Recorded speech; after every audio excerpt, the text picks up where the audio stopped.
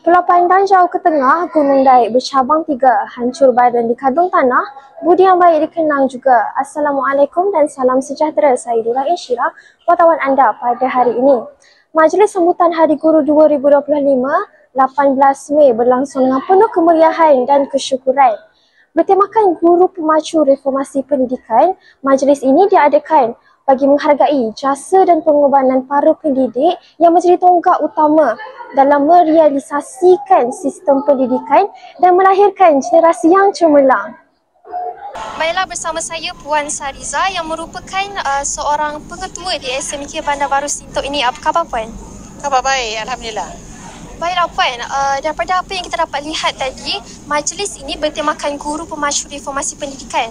Jadi apakah pandangan Puan berkenaan dengan tema majlis tahun ini? Pada pandangan saya, untuk tema tahun ini, Guru Pemacu Reformasi Pendidikan merupakan satu tema yang sangat kena pada tempatnya kerana kita sekarang sedang menuju kepada pendigitalan pendidikan. Jadi guru adalah penggerak kepada reformasi tersebut.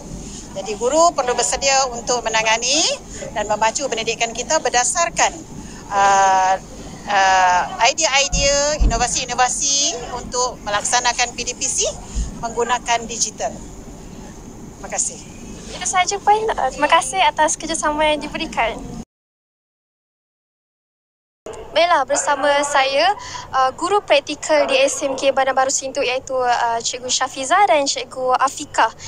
Jadi Cikgu, bolehkah Cikgu ceritakan pengalaman sebagai guru praktikal di sekolah ini? Okey, pengalaman cikgu rasa satu pengalaman yang best dan pengalaman yang lain pada yang lain lah, sebab selain mengajar, cikgu juga diberi tugas-tugas khas untuk handle program. Jadi kat situ cikgu dapat belajar benda barulah selain mengajar. Okey, so untuk saya Cikgu Afika.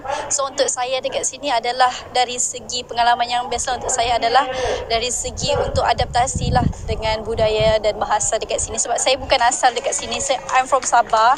And bila saya masuk kelas mengajar tu, ada certain perkataan tu yang saya kena faham. Dan saya pula yang kena belajar dari mereka bahasa yang mereka faham untuk saya explain semula kepada mereka.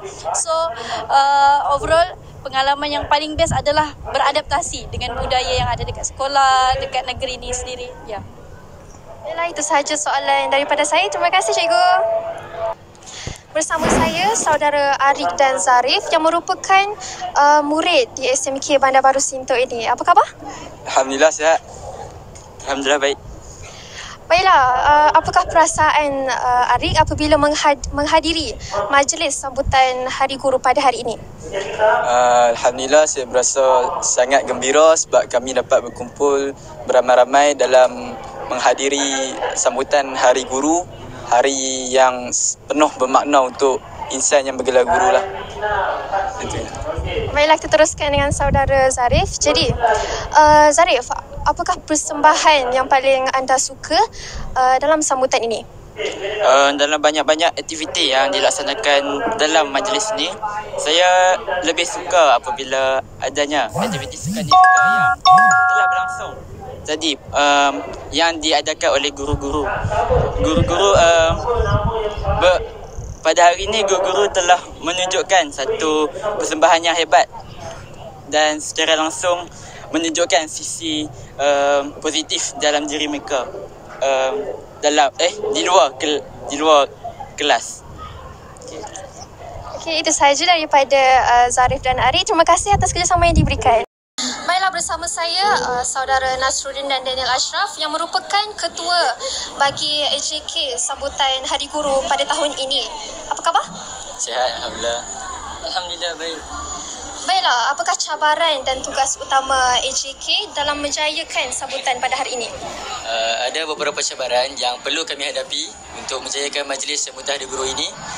Antara cabarannya adalah cara untuk kita mengawal disiplin belajar ketika majlis sambutan Hari Guru dijalankan, dan kemudian faktor cuaca yang agak panas dan juga kurang kelengkapan bagi menjayakan majlis sambutan Hari Guru ini. Tugas untuk tugas banyak pelibatan daripada pelbagai AJK, termasuk AJK Pengawas Sekolah, AJK Pengawas Sumber dan juga pelibatan daripada pelajar biasa. Untuk tugas pengawas ditugaskan untuk menyediakan kelengkapan seperti menyusun kerusi, menyusun karpet dan juga menyusun tikar untuk keselesaan murid-murid. Manakala AJK Pihak Sumber pula, mereka punya persediaan adalah dengan persediaan gimmick dan juga perarakan sambutan. Manakala daripada tugas daripada pelajar biasa pula, mereka membuat persediaan dengan perancangan untuk aktiviti sukaneka guru-guru. Manakala yang terakhir daripada pelibatan ICT, mereka menyediakan